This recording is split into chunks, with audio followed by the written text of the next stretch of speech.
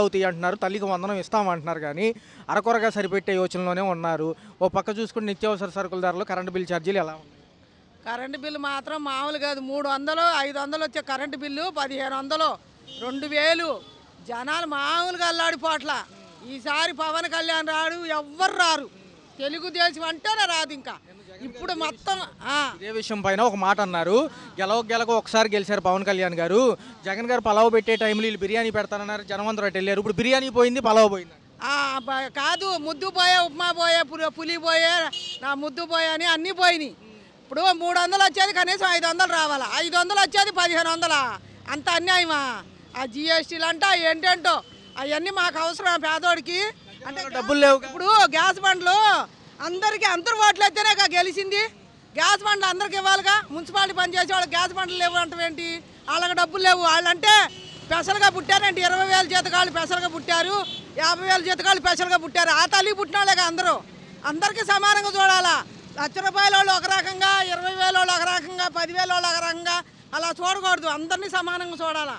అది ప్రభుత్వం అంటే. అయితే పథకాల గురించి అడిగినప్పుడు జగన్ గారికి మాట్లాడే అర్హత లేదు, మీకు సీట్లు రాలేదని వాళ్ళు అంటున్నారు. సీట్లు రాలేదంటే ఇప్పుడు ఆయన టైం బాగాలేదు కాబట్టి ఆయన పక్క తప్పుకున్నాడు. ఇంకా ఈయన సరిగ్గా చెప్పిన అన్ని పథకాలన్నీ అమలు పరిస్తే వస్తాడు, లేకపోతే మాత్రం ఇంకా ఆయన కూడా చక్కపని చేసుకోవటమే. మరో మాట అన్నారు నాదెండ్ల మనోహర్ గారు జనసేన పార్టీలో, ఈయనంటే కోడి కత్తికి ఎక్కువ, గొడ్డల పొట్టుకు తక్కువ అంటారు. ఏ కోడి తక్కువ లేదు. మామూలుగా ఇంత బ్లేడ్తో కూడా పేక కోసేయచ్చు. కోడి కత్తులు గొడ్డల్లో అవసరంలా, ఇంత బ్లేడ్తోనే కోసేయచ్చు పేక. చేస్తారని నమ్మకం ఉందా? డబ్బులు లేవా? డబ్బులు లేవంటే డబ్బులు జగన్ ఉండి చేశాడని. జగన్ ఏం గొప్ప కాదు. అసలు స్టార్టింగ్లో ఉన్నది కాంగ్రెసు, ఆవు దూడ, తర్వాత హస్తం, తర్వాత వచ్చింది రామారావు పెట్టింది ఇది తెలుగుదేశం. ఈయన పెట్ల, చంద్రబాబు నాయుడు పెట్ల, ఆయనకి తెలీదు. సరే, ఆయన చేసిన పనులు అయినా చేశాడు, ఒకప్పుడు చేశాడు. డ్వాక్రా వాళ్ళకి సంవత్సరానికి 10,000 వేసాడు. అలాగే వేయాలి. రుణమాఫీలు అన్నాడు, ఆయన చేసిన కాడికి ఆయన చేశాడు, ఆయన పక్క తప్పుకున్నాడు. మరి ఏం చెప్పిన సంవత్సరం అయిపోయింది, ఆయన చెయ్యాలిగా. రేషన్ కార్డులు ఏరువేత మొదలు పెట్టారు. బియ్యం కార్డుకే పరిమితం చేసి అర్హతలు పొందాలంటే ఏదైనా పథకాలు కొత్త కార్డులు వస్తాయంటే ఎలా చూడండి? కొత్త కార్డులు ఎందుకు వస్తాయి? ఈ పాత కార్డులే ఉంచాలి. కొత్త కార్డులు అంటే ఆయన బొమ్మ వేసుకోమని ఆయన ఉన్నంత చెప్పు. కొత్త కార్డులు దేనికి? ఎవరికి ఇస్తున్నారు? 50,000 ఉద్యోగస్తులకి కార్డులు లేవంటున్నారు. వాళ్ళకి ఏమి లేవు, వాళ్ళకి ఏమి లేవంటున్నారు. ఇదేమో అన్యాయం. ఎవరికైనా న్యాయంగా ఏదైనా కానీ, ఇప్పుడు హాస్పిటల్లో కానీ ఏదైనా కానీ అందరూ ఓట్లు వేశారు కాబట్టి, అందరూ గెలిచారు కాబట్టి అందరికీ న్యాయం చేయాలి. వాళ్ళు ఉండోడని కాదు, లేనోడని కాదు, అందరినీ సమానం చూసినాడే ఎన్నిసార్లైనా గెలుస్తాడు, వెనక ముందు తేడా లేకుండా. అది అంతేగాని మనిషిని ఒక రకంగా, 50,000 జీతగాడిని ఒక రకంగా, 20,000 జీతగాడిని ఒక రకంగా, ఏదో 300కి 200కి కాలం గడిచిపోద్దా వాళ్ళకో రకంగా. ఏంటి న్యాయం? న్యాయం కాదు అసలు. ఇది న్యాయమే కాదు. సంవత్సరం అయిపోయింది. ఇప్పుడు నాకు అవసరం, నా అన్ని పెళ్ళిళ్ళు అయిపోయినాయి, పెటాకులు అయిపోయినాయి, నేను సాగుదాలకు వచ్చా. నాకు అవసరంలా. ఉండోళ్ళకైనా ఇవ్వాలిగా పథకాలు, ఇచ్చేవాళ్ళకైనా ఇవ్వాలిగా. నాకు అవసరంలా. నాకేముంది, నేను పని చేసుకుంటా, లేకపోతే వెళ్ళి ఇళ్లలో పాచి పని చేసుకుంటా. ఈ పని చేసుకోకపోతే ఇళ్లలో పాచి పని చేసుకుంటా. నాకేం అవసరంలా ఇవన్నీ. అయితే జనాలకైనా ఇవ్వాలి కదా, జనాలకైనా న్యాయం చేయాలిగా. చేద్దామన్నప్పుడు వాగ్దానం ఇచ్చినప్పుడు కనీసం 8లో ఒక 5 పథకాలైనా న్యాయం చేయాలా. బస్సులు అన్నావు, పోనీ బస్సుల గురించి తీసే, ఆటో వాళ్ళు ఇబ్బంది పడతారు, బస్సులు తీసేయి. మరి అమ్మఒడి అమ్మఒడి చేయాలి. మరి కరెంటు బిల్లులు తగ్గించాలి. బియ్యం ఒక్కటే రూపాయి బియ్యం ఊరికిన ఇస్తే కాదు. ఎవరైనా ₹1 బియ్యం ఇచ్చే సుఖమే ఉంది. కరెంటు బిల్లులు 300 వచ్చేది, 1,500 వచ్చేది, 3,000 4,000 5,000. ఏ పూట కాపూట 300 తెచ్చుకున్నాడు. 1,500 కరెంటు బిల్లు ఆడదెంకొచ్చి కడతాడు.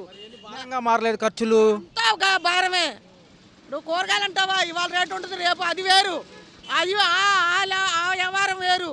నెల కరెంటు బిల్లు కాబట్టి ఎవరైనా ఎంత అని కడతారు, ఎవరు కట్టలేరు. మరీ ఘోరం, చాలా ఘోరం అనమాట. ఇప్పుడు ఈసారి మాత్రం చాలా ఘోరం. ఇవ్వలేదు. ఏమో అది ప్రభుత్వమే డిసైడ్ చేయాలి కదండి. ఉచిత బస్ అన్నారు, పిల్లలకి కూడా ఫీజు రింబర్స్మెంట్ పడలేదు అంటున్నారు. కొంతమంది పడింది అంటున్నారు, కొంతమంది పడలేదు అంటున్నారు. చెయ్యాలి కదా. విద్యా దీవెన కూడా పడలా చిన్నపిల్లలకి, 1st నుంచి 10th వరకు పిల్లలకి పడలా. గతంలో జగన్మోహన్ రెడ్డి హయాంలో స్కూల్స్ బాగుండాయని చాలా మంది అన్నారు. ఇప్పుడు కూడా అదే పందా సాగుతుందా? స్టేట్ సెంట్రల్ సిలబస్ అంత తేడాలు వచ్చినాయిగా. అవును, జగన్మోహన్ రెడ్డి ఉన్నప్పుడు సెంట్రల్ సిలబస్ CBSE ఏదో అన్నారు, కానీ ఇప్పుడు మాత్రం ఎక్కడ వేసిన గొంగలు అక్కడే ఉంది. ఏమీ అంతగా రావట్లేదు. ఇల్లు కట్టిస్తామన్నారు, ఏం కట్టిలేదు, ఏం చేయట్లేదు. రేషన్ కార్డులు రాలేదు, టిట్కో ఇల్లు రాలేదు, ఒక పక్క ఇల్లు రాలేదు, రేషన్ కార్డులు రాలేదు. జగన్ ఉన్నప్పుడే కొంచెం నయమేమో అనిపించింది, పేదవాళ్ళకి కొంచెం ఇదే అనిపించింది. కానీ వీళ్ళు ఏదో అమరావతి ఏదో రాజధాని కడుతున్నాం అది ఇది అంటున్నారే కానీ పేదలను పట్టించుకోవట్లేదు. 9 నెలల పరిపాలనలో గతంలో రేట్ల కంటే ఇప్పుడు ఎలా అనిపిస్తున్నాయి? ఒక మధ్యతరగతి సామాన్యుడికి ఏమో పనులు లేవంటున్నారు, రేట్లు పెరిగినాయండి. ఎన్నో లిమిట్స్ దాటితే, యూనిట్లు దాటితే 1000 రూపాయలు కట్టాలి అని అంటున్నారు కరెంటుకి. మరి అప్పుడు ఉన్నప్పుడే కొంచెం పర్వాలేదు, ఇప్పుడు ఏమి చెప్పలేము కదా ఎలాగుంటుందో ఏంటో.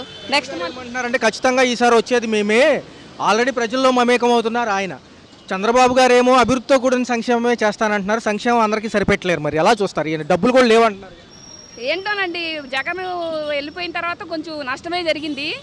మళ్ళీ ఈయన వచ్చిన తర్వాత అమరావతిని పట్టించుకోవడం, అడ్డు బాగు చేయడమే జరిగింది. కానీ సామాన్యులకు మాత్రం ఏం జరగట్లేదు. ఎలాగా ఏంటి అన్నదే ఇంకా ప్రభుత్వమే చూడాలి. ఇప్పటికైనా సరే మా పేదవాళ్ళని చూసి పట్టించుకొని రేట్లు తగ్గేలాగా చూడాలి. గతంలో ఏంటంటే ఏదైనా వాలంటీర్లు వచ్చి ఇచ్చేవాళ్ళు, రెండోది ప్రతిదానికి ఒక సమాధానం చెప్పడానికి ఒక వ్యవస్థ ఉండేది, అది లేదంటున్నారు. అవునండి, అక్కడ వాళ్ళు కూడా ఓన్లీ పెన్షన్లు తప్ప ఏం పట్టించుకున్న సర్టిఫికెట్లు అయినా సరే, ఏదైనా సరే, ఇన్కమ్ సర్టిఫికేట్లు, క్యాస్ట్ సర్టిఫికేట్లు అయినా సరే రాయించుకుంటున్నారు. కానీ ఫోన్లు చేస్తామంటున్నారు, ఫోన్ చేయట్లేదు, ఏం పట్టించుకోవట్లేదు. అదే కళ్యాణ లక్ష్మి అన్నారు, దానికి ఓపెన్ చేయలేదన్నారు. పెన్షన్లు, వికలాంగుల పెన్షన్లు అన్నారు, దానికి ఓపెన్ చేయలేదన్నారు. ఏమీ తెలియట్లేదు. వందనం ఏమైపోయింది, అన్నదాత సుఖీభావ ఏమైపోయింది, పిల్లలకు 15 ఏమీ రావట్లేదండి, ఏమీ రావట్లేదు. వెళ్ళి సచివాలయంలో అడిగినా సరే ఇంకా ఓపెన్ చేయలేదండి, మాకు ఆర్డర్ రాలేదు, మేమేం చేయలేదు, మేమేం చెప్పలేదు అని అంటున్నారు. అరెస్టుల పర్వాలు పాపం గతంలో సరిగ్గా మాట్లాడలేదని లోపలేస్తున్నారు, ఎంతవరకు సమంజసం అంట? అదంటే వాళ్ళు ఆ ప్రభుత్వంలో వాళ్ళు అలా మాట్లాడారు, వీళ్ళ ప్రభుత్వం వచ్చింది కాబట్టి వీళ్ళు ఇష్టం వచ్చినట్టు వీళ్ళు చేస్తున్నారు. అది పోసాని గారు పాపం లోపలికి వెళ్ళారు, నటుడు ఆయన పాపం నేనేం చెప్పలేదండి, జస్ట్ ఓన్లీ వాళ్ళు ఇచ్చిన స్క్రిప్ట్ చదివాను అంటున్నారు. తర్వాత రోజా అంటున్నారు, ఇంకా కొడాలి నాని, పేరు నాని అని మాటలు వస్తున్నాయి. ఎంతవరకు? ఎందుకంటే కంటిన్యూస్గా ఇదే పని. అంతేనండి, ఈ ప్రభుత్వం వెళ్ళిందిగా వీళ్ళ మీద వాళ్ళు చూపిస్తున్నారు, వాళ్ళ మీద వీళ్ళు చూపిస్తున్నారు. ప్రజలకు ఒరిగింది ఏమీ లేదు. అది చూసుకుంటే ఇలాంటివి ఎంతవరకు ప్రోత్సహించవచ్చు అంటారు? ఏదో క్రమశిక్షణ చర్యలంటే వార్నింగ్ ఇచ్చి వదిలేయాలి, కానీ కంటిన్యూస్గా లోపలేసుకుంటూ పోతే అసలు ప్రతిపక్షమే లేకుండా చేద్దామని. ఆ ప్రభుత్వం ఉన్నప్పుడు వాళ్ళు మాట్లాడారండి, ఈ ప్రభుత్వం ఉన్నప్పుడు ఇప్పుడు వీళ్ళు చేస్తున్నారు. ప్రజలకు ఒడిగింది ఏమీ లేదు, చూసిందే లేదు, చేసిందే లేదు. ఆల్రెడీ కలవడం జరిగింది, భరోసా ఇచ్చారు, పార్టీ అండగా ఉంటుంది అంటున్నారు. వంశీ గారిని చూశారు మొన్న, వల్లభనేని వంశీ గారిని. ఆ విషయం కూడా ఇంకా రిమైండ్లోనే ఉంది. చెప్పినా ఏం చేసినా టీడీపీ ప్రభుత్వం కాబట్టి వీళ్ళదే చెల్లిద్దండి, వాళ్ళదేం చెల్లదు. అది తదుపరి ఎలా ఉంటుంది అంటారు? అంటే రాష్ట్ర భవిష్యత్తుతో పాటు అన్ని చూస్తారా, ఓన్లీ ఇదే రెడ్ బుక్ రాజ్యాంగమేనండి? ఇంతేనండి, ఆయన చెప్పినట్టే చెల్లిద్ది. రెడ్ బుక్ రాజ్యాంగం అలాగే ఉంటుంది, అలాగే చెల్లిద్ది. బడ్జెట్ ప్రవేశపెట్టాక ఏమన్నారంటే తల్లికి వందనం ఒకటి, రైతు భరోసాతో పాటు అంటే అన్నదాత సుఖీభావ పేరు పెట్టారు దానికి. దీంతో పాటు ఈ 2 పథకాలు అమలు అవుతాయి అంటున్నారు. అయితే ఏంటంటే మహిళలకు ఉచిత బస్సు ప్రయాణం మటుకు కొంచెం ఆగింది. వేరే రాష్ట్రాల్లో చూశారు కాబట్టి ఎలా ఉంటే బాగుంటుందండి, ఉచితంగా పెడితే బాగుంటుంది. ఇంకా అయితే సూపర్ 6లో భాగంగా ఈ బడ్జెట్ సరిపెట్టొచ్చు అంటున్నారు. గతంలో అర్హులు కొంచెం భయంగా ఉన్నారు, ఎందుకంటే తగ్గిస్తారేమో అని చెప్పి. ఎలా అని తగ్గించారులేండి, వీళ్ళు తగ్గించారు, అన్నీ కూడా చేస్తారు. ఎలా ఉన్నాయి మేడం కరెంటు బిల్లులు, నిత్యావసర సరుకుల ధరలు, 9 నెలల పరిపాలన కూటమి ప్రభుత్వం? పర్వాలేదండి, పర్వాలేదు. గతంలో కూడా చూసాము సరే, అప్పటికన్నా ఇప్పుడు పర్వాలేదు. మరి కొత్తగా రేషన్ కార్డులు మార్పు జరుగుతుంది. బియ్యం కార్డు వరకే పరిమితం చేసి అర్హత కార్డుకు కొత్త కార్డులు ఇస్తారంట. ఏదైతే ఉందో ఇంతవరకు రేషన్ కార్డు అన్నిటికీ అర్హత ఉండేది కదా, ఏదన్నా డబ్బులు రావాలన్నా, ఏదన్నా స్కీమ్లో పెట్టాలన్నా రేషన్ కార్డే అర్హత. ఆ అర్హత తప్పిస్తున్నారు. ఎలా అని ఉండాలండి, అది మాత్రం అర్హత ఉండాలి. ఉండి మాకేమన్నా కనుక సరే బెనిఫిట్ ఉంటే ఉండాలి కదా, లేని వాళ్ళం కాబట్టి మాకు ఉండాలని కోరిక. అది సమస్యలు ఉన్నాయా మీకు? ఇంకేమన్నా బాగుంటాయా? బాగుంటాయి. మా అమ్మాయికేమో కనుక ఫిజికల్ హ్యాండిక్యాప్టెడ్, ఆ తర్వాత పెరాలసిస్ వచ్చింది, పెన్షన్ పెంచాలి. అది ఓకేనండి. తదుపరి ఏంటంటే మేడం గారు, వికలాంగుల పెన్షన్కి సంబంధించి ఇంకా ఓపెన్ అవ్వలేదు పోర్టల్స్. సో చేస్తే మంచిదేనంటారు. అంటే సచివాలయంలో ఇన్ఫర్మేషన్ ఇవ్వట్లేదు. తెలియదండి, నేను వెళ్ళలేదు, కనుక్కోలేదు, తెలియదు. ఓకే. అలా ఉంది. చంద్రబాబు ఒక పక్క, పవన్ కళ్యాణ్ ఇటుపక్కేమో మన మాజీ ముఖ్యమంత్రి గారు, వీళ్ళందరూ స్వయం కృషితో రాష్ట్రం అభివృద్ధి చెందుతుందా? ఈసారి అభివృద్ధికి ఎక్కువగా డబ్బులు కేటాయిస్తామంటున్నారు కదా, సంక్షేమం కంటే. చూడాలి కదా, వెయిట్ చేయాలి కదా, వెయిట్ చేస్తే కానీ రిజల్ట్ రాదు. అది ఉంటానండి. చూశారు కదా, ఎలా అనిపిస్తుంది? అంటే సార్ మేము మొన్న వరదల్లో మునిగిపోయామండి, బాగా బుడవేరంత్రి బాగా మునిగిపోయి 15 రోజులు ఆ నీళ్ళలోనే ఉండిపోయాము. ఒక హాస్టల్కి తీసుకెళ్ళి ఏదో పులిహారని అదే పులిహారని ఏదుంటే అది పెట్టారు, తిన్నాము. తర్వాత వచ్చేటప్పటికి ఇంట్లో వస్తువులన్నీ ఆగమైపోయినాయి. ఆగమైపోతే దాన్ని తీపిస్తాకే 5,000 4,000 ఇచ్చాం. ఆ మురుగు అన్ని తాటరికి అన్నిటికి ఇచ్చాము. వేస్తానన్నారు, కొంతమందికి వేసారు, కొంతమందికి వేయలేదు. వేయకపోతే వేయపోయారు. ఇంకా మళ్ళీ నిదానంగా పనులకి వెళ్తాము, పని చేసుకుని బతుకుతున్నామండి. ఇప్పుడైతే ప్రస్తుతానికి ఎవరి దగ్గర డబ్బులు లేవు. బట్టలు కూడా వ్యాన్ మీద వచ్చి వాళ్ళు ఇచ్చారు. ఇంకా బియ్యాలన్నీ సరుకులన్నీ ఇచ్చారు, కానీ ఒకరికి అందలేదండి.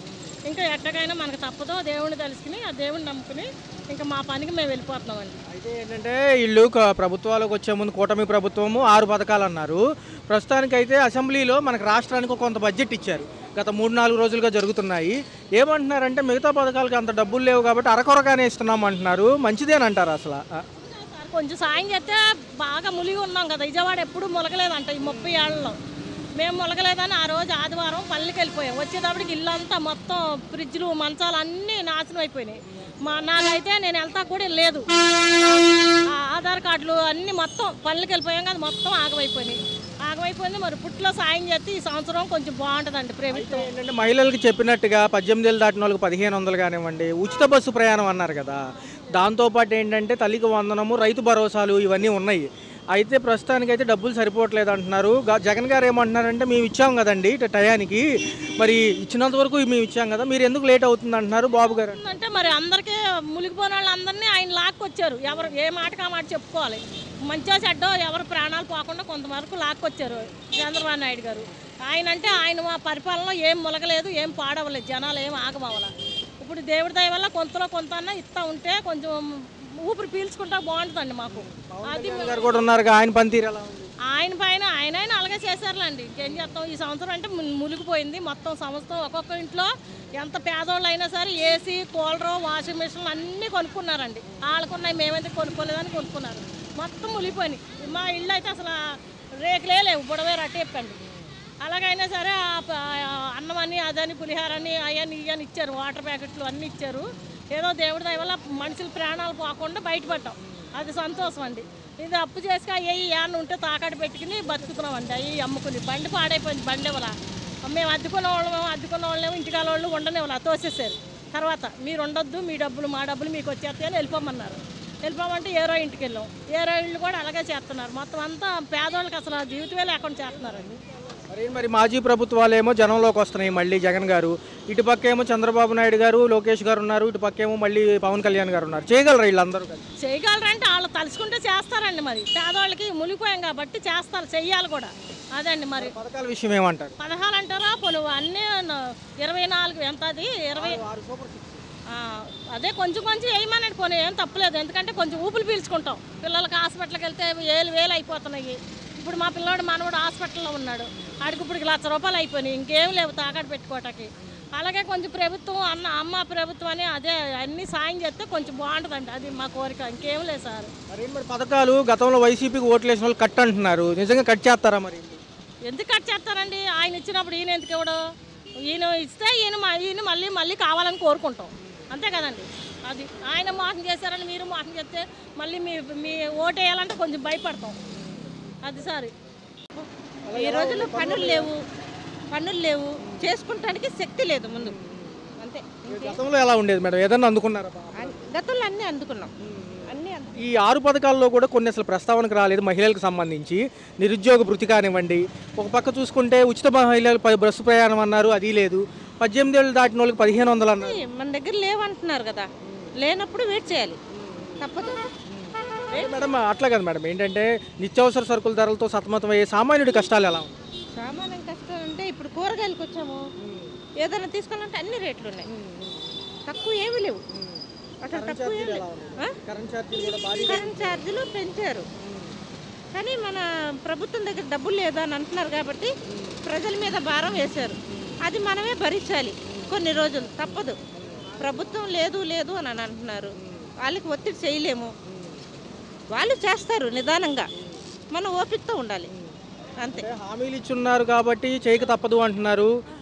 ఆర్థిక విశ్లేషకులేమో బడ్జెట్ ప్రవేశపెట్టినా సరిపోదండి, పథకాలకు చాలా డబ్బులు అవుతాయి, అప్పుడు జగన్ గారు ఇచ్చినట్టుగా ఎవరు ఇవ్వలేరు అంటున్నారు. జగన్ గారు ఇచ్చినట్టు ఎవరు ఇవ్వలేదు, అది నిజమే, వాస్తవమే. తీసుకున్నారు అందరూ, ప్రతి ఒక్కరు కూడా తీసుకున్నారు, లేదనట్లేదు.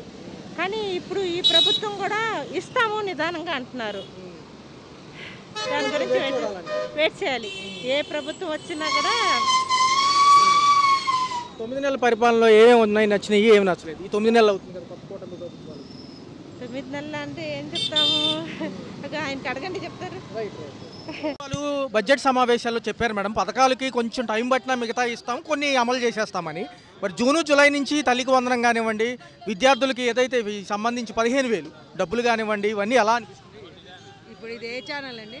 జనరల్గా విశ్లేషణ ఛానల్. ఓకే, ఇది ఇప్పుడు ఏంటంటే కింద స్థాయి వాళ్ళకి పథకాలు వస్తున్నాయి, పై స్థాయి వాళ్ళకి అసలు ఏ అవసరం లేదు. కానీ మధ్యతరగతి వాళ్ళ బ్రతికే చాలా కష్టంగా ఉంది.